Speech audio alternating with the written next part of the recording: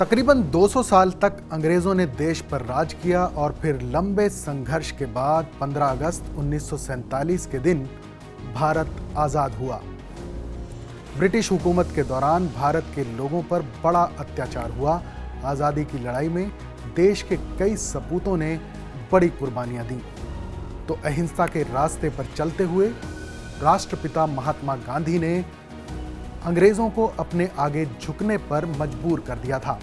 लेकिन क्या आपको मालूम है कि जिस वक्त देश आज़ाद हुआ और हर तरफ जश्न मनाया जा रहा था, तो आज़ादी के इस जश्न में आज़ादी की लड़ाई के सबसे बड़े नायक महात्मा गांधी शामिल नहीं हुए थे।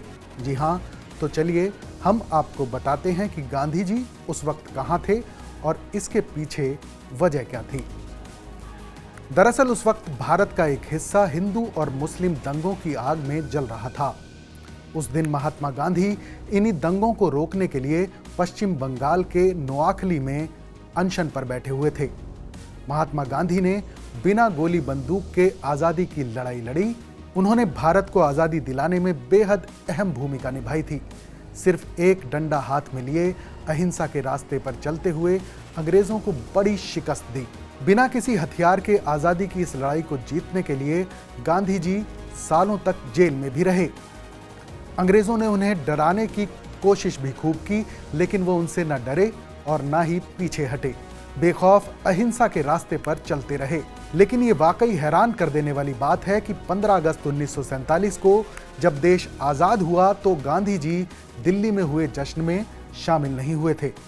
देश के तमाम बड़े नेता चाहते थे कि महात्मा गांधी आज़ादी के जश्न में शिरकत करें, लेकिन नोआखली जिले में हिंदू और मुसलमानों के बीच सांप्रदायिक हिंसा के चलते तनाव काफ़ी बढ़ गया था।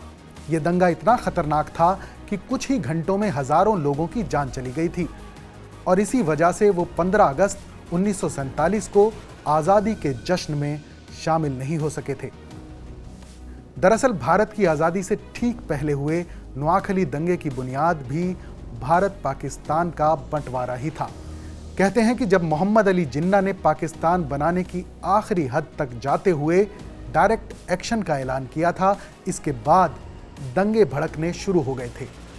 कुछ दिन तक तो नोआखली में हालात के बारे में लोगों को पता ही नहीं था। फिर जब इसकी जानकारी मिली तो दूसरी जगहों पर भी दंगे भड़कने शुरू हो गए थे।